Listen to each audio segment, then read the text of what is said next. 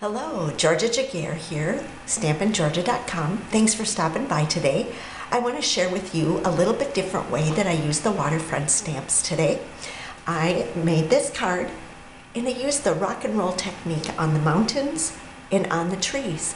And I want to show you how I did that. So come on, let's get started. So here is a little bit closer look at the card, and you can see the different colors in the mountains, and there's actually some blue, navy blue in with the tranquil tide in the trees. And so what I'm starting with is this is stamped on, you might be able to see if I get it in the light right, the shimmer from Shimmery White cardstock. It is one of my favorites to use with this stamp set. I just go ahead and give myself a few to practice with, so I cut out a couple of ovals with the largest oval from the Stitched Shapes framelits. I just can't say that too fast. And I'm going to use my Stampin' Pierce mat. I do like to use that whenever I'm doing stamping, especially photopolymer. I'm going to slide it underneath my grid paper so that it protects my Stampin' Pierce mat from getting ink all over it. I shared several things. When you're using heavily pigmented colors like the ones I'm using, these, Regal's collection, but also the Tranquil Tide, your stamps are going to get stained. They're going to get stained from dark colors like this. They're also going to get stained from using the pigment powders, the new Brusho. And so I'm going to go ahead and show you. I'm going to start first with the mountain.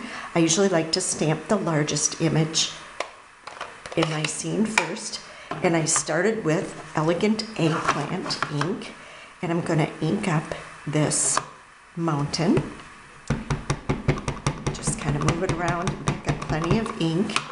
Don't want to push too hard because I really don't want to get ink all over the sides. Then I'm going to take my navy blue ink pad. You can call it rock and roll, but I prefer to do it like this.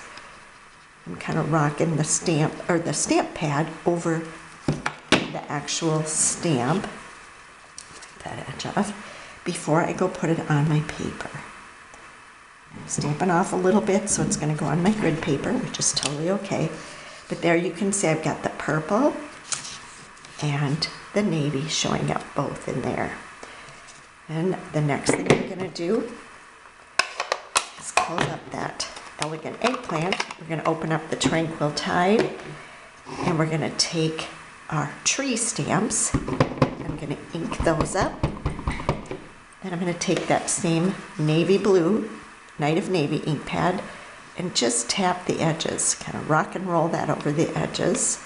By doing it this way, the old way was to take the stamp and roll it, but because photopolymer are not as deep as the red rubber stamps, you end up getting more of it on your block. I'm going to give it a little huff on there, and then I'm going to stamp those down. And there you can see I've got a little variation in my color on my trees. Close up the navy. And the next thing I want to stamp is a little bit of water. I'm going to use my Island Indigo ink, and I'm going to use this stamp. Turn it over so you can see it. Ink that up. Add a little bit of water in the foreground there. You can go and stamp this multiple times if you want to. What I did end up coming in with is a different stamp out of the Waterfront stamps. This one, this long narrow one. And I want to add just a little bit of grassy. So I'm going to ink that one up and just kind of put a little on that side and a little on that side. And then the last thing I want to do, and this will really pop, I'm going to add my sunset. And I used this in a previous sample that I stamped, and I'm using the Calypso Coral just because I thought it made a really pretty setting sun. And I love these stamps. They're really meant to look watercolor, like a watercolor effect. And so here again is the full Waterfront stamp set. And you can see all the fun images that you can use for watercoloring.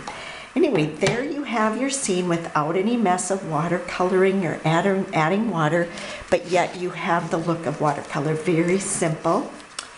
And here's my finished sample again. I've used one of the lots of labels framelits to give that navy blue matte underneath my stitched shapes oval. And then I also used the plank embossing folder just to give it a nice wood grain. And then my burlap ribbon, I just cut away 3 strands from my burlap ribbon just to add a little bit of texture. That's really how quick and simple this card is. So if you want the rest of the dimensions and instructions, I do type them up on my blog, which is stampingeorgia.com. So thanks so much for stopping by. I hope you'll give the Waterfront stamps a try.